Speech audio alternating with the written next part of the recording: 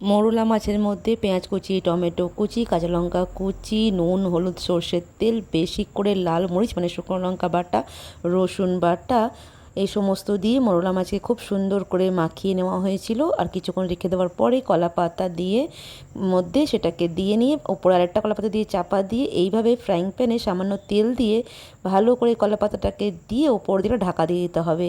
যখন কলা পাতাটা পুড়ে যাবে তখন কিন্তু আমাদের রেসিপি একেবারে তৈরি। তবে রেসিপির নাম তো এখনও বলা হয়নি, আজকে তোমাদেরকে বলেই ফেলি। এই রেসিপির নাম হচ্ছে মরিচ খোলা। এটা হচ্ছে আমাদের বাংলাদেশের এক ঐতিহ্যবাহী রেসিপি। এই রেসিপি যেমন দেখতে তেমন কিন্তু খাইতেও অপূর্ব স্বাদ। হ্যাঁ, এটা একটু ঝালটা বেশি লাগে, যার কারণে শুকনো লঙ্কা বাটাটা একটু বেশি পরিমাণে দিতে হয়। দেখো কি সুন্দর রং এসছে। গরম গরম ভাত দিয়ে এরকম মরিচ খোলা যদি কিছুটা হয় তাহলে কিন্তু আর কিছুই লাগে না। আমি তো গরম গরম ভাত দিয়ে এরকম মরিচ খোলা হলে পরে এক থালা ভাত অনায়াসে সাটিয়ে দিতে পারবো। সে কি স্বাদ!